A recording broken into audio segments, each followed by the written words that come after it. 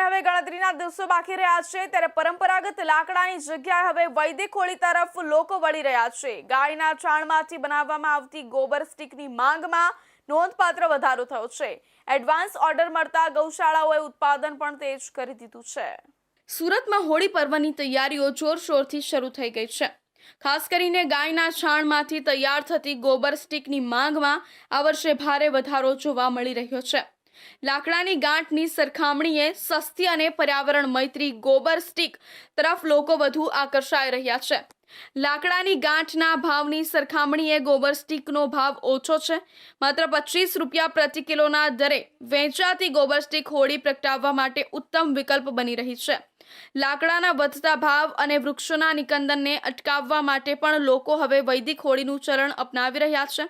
સુરતના પાંજરાપોળ સ્થિત ગૌશાળામાં દર વર્ષે હોળી અગાઉ ગોબર સ્ટીકનું મોટા પાયે ઉત્પાદન કરવામાં આવે છે।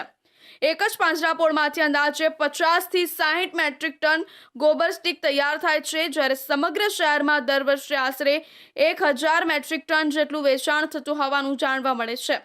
આમાંથી થતી આવક ગૌશાળામાં ગાયોના નિભાવ અને સેવા કાર્ય માટે ઉપયોગમાં લેવાય છે। ગોબર સ્ટીકથી પ્રગટાવવામાં આવતી વૈદિક હોળી પર્યાવરણને અનુકૂળ હોવા સાથે વાતાવરણને પ્રદૂષિત થતું પણ અટકાવે છે।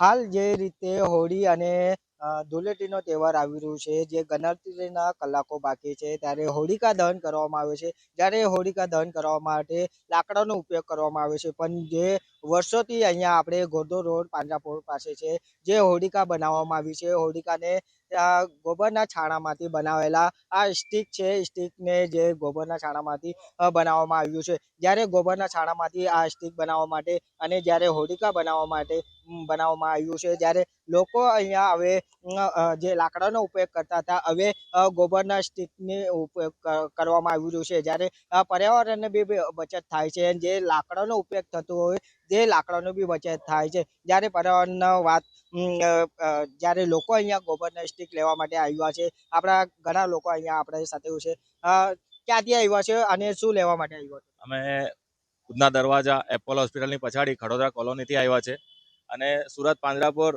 કેટલા વર્ષોથી સારી એવી સંસ્થા ચાલે છે અને પર્યાવરણને બચાવવા માટે લાકડાનો ઉપયોગ હવે બંધ કરીને અમે આ સ્ટીકની પછાડી આવ્યા છે, જેના કારણે પર્યાવરણ શુદ્ધ અને સારું બને છે।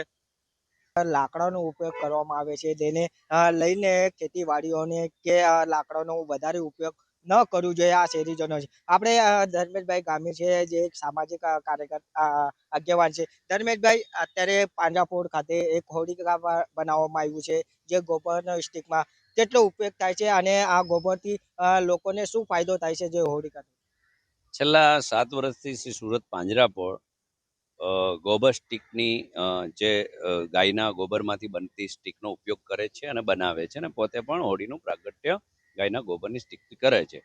લોકો જે શહેરમાં જે લોકો રહેતા, એ પહેલાં આપણે જે વર્ષો જૂની પરંપરા હતી, જે હોલિકાનો પર્વ હતો, એ વૈદિક હોળી તરીકે આપણે ગામડામાં મનાવતા। ગાયના ઉપલા છે, ગોબર છે, છાણા છે, એનો ઉપયોગ કરતા। પરંતુ શહેરીકરણ થવાથી ક્યાંક ને ક્યાંક હોળીના પ્રાગટ્યમાં લાકડાનું પ્રમાણ ખૂબ વધ્યું હતું। પરંતુ સુરતના જે કંઈ આ જાગૃત નાગરિકો છે, એ લોકોએ પાછો જે એમને કોઈ વિકલ્પ નહોતો અને શ્રી સુરત પાંજરાપોળે જે વિકલ્પ આપ્યો, એ વિકલ્પને ત્વરિત અપનાવ્યો। હંમેશા સુરતીજનો ઉદાર ભાવથી સ્વીકારે છે કે કોઈ પણ એમને સારો વિકલ્પ મળે તો તમામ લોકો આ વાતાવરણને બચાવવા માટે, પર્યાવરણને બચાવવા માટે આગળ આવતા હોય છે। અને તમામને એ જ સંદેશ છે કે હજી વધુને વધુ આપણે 365 દિવસ જે ગાયનું પ્રોડક્ટ છે, એ ઘી છે, દૂધ છે, પનીર છે, બીજી બાબતો છે કે ગોબર સ્ટીક છે કે ગોબર છે, એનો આપણે જ્યાં પણ ઉપયોગ થતો હોય ત્યાં કરીએ તો ચોક્કસ હું માનું છું કે પર્યાવરણ અને ગૌશાળાઓને ઘણો બધો ફાયદો થાય। જે રીતે હવે ગૌશાળાના જે ધર્મેશભાઈ ગામી હતા, જે સામાજિક આગેવાન હતા, જ્યારે એમને કીધું કે જે લાકડાનો ઉપયોગથી હવે ગોબર સ્ટીકથી જ્યારે ઘણું બધું ફાયદો થઈ શકે અને જે ફાયદોના કારણે ગૌશાળાઓને બી ક્યાં ને ક્યાંક આર્થિક લાભ થઈ શકે। રવિ વેંડે, ઇન્ડિયા ન્યૂઝ, સુરત।